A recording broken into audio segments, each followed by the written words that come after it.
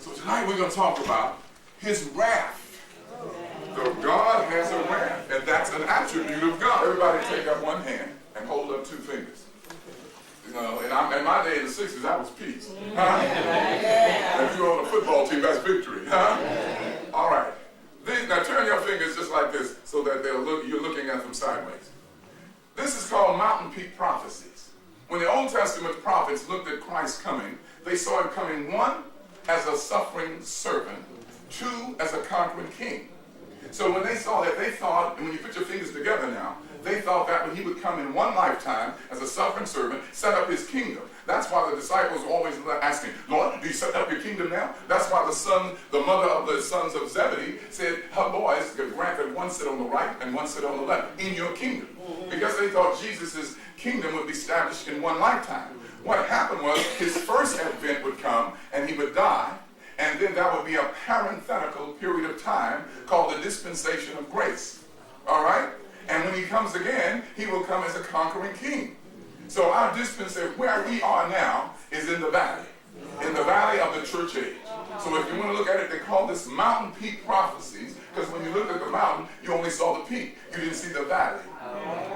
We're at the greatest point in time when we can come to Christ. It's called the dispensation of grace of the church age.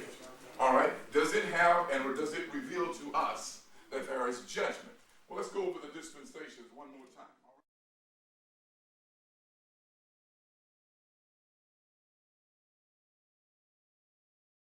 For instance, let's do this right quick. I'm so glad they left the chair here. All right? Let's call some characters. I'm going to role play for a moment. From the Bible, and ask them if God has a wrath. Okay? Okay? First person we're going to call from the Bible is Moses. Moses, come forward. So Moses comes forward. He sits down. He's on the witness stand. Moses, you swear to tell truth, whole truth, nothing but the truth? I do. And all right, state your full name. Oh, Moses. All right. Does God have a wrath, Moses? And did he reveal that to you? And Moses would say, oh yes, God has a wrath. I missed the promised land because I struck the rock. When I struck the rock instead of speaking to the rock, I lost my interest in the promised land. Why did you strike the rock, Moses? Because they made me so mad. And I wanted to hit one upside the head, but to keep from doing that, I hit the rock. And much to my surprise, water sprang forth from the rock. And I said, you don't have as much sense as this rock. And I hit the rock, and the Lord told me to speak to it. And I said, that's going to cost you your entrance into the promise. And Moses said, yeah, God had a wrath. I went over and saw. I went up to the mountain and saw the promised land, but I didn't get there with him. And God does have a wrath. So then the next person we call is King David. King David, come forward. Y'all get this now? Yes, David comes forward. Sit down. David, you scratch out you hold us. Yes, I do. What's your name? I'm King David. All right. Where do you live? I live in the Bible.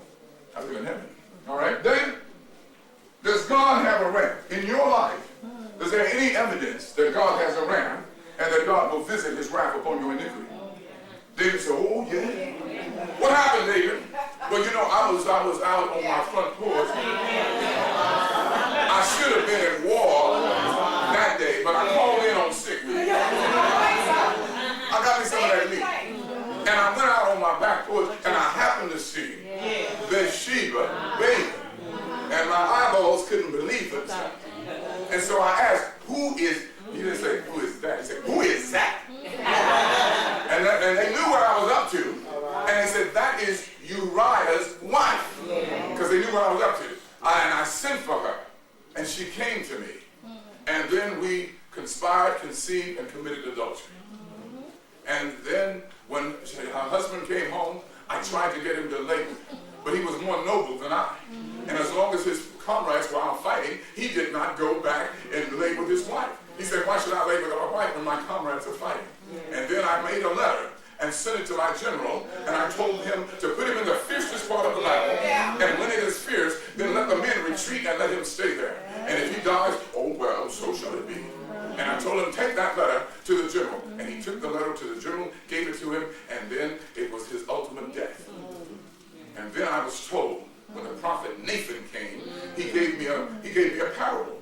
And this parable wasn't an earthly story with a heavenly meaning. It was more than that. It was a picture, a window, a picture rather, a story, and a mirror.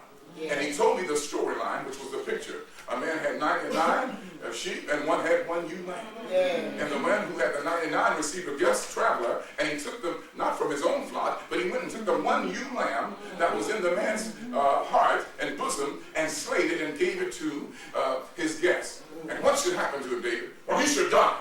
And then the mirror was flipped over and he said, thou art the man.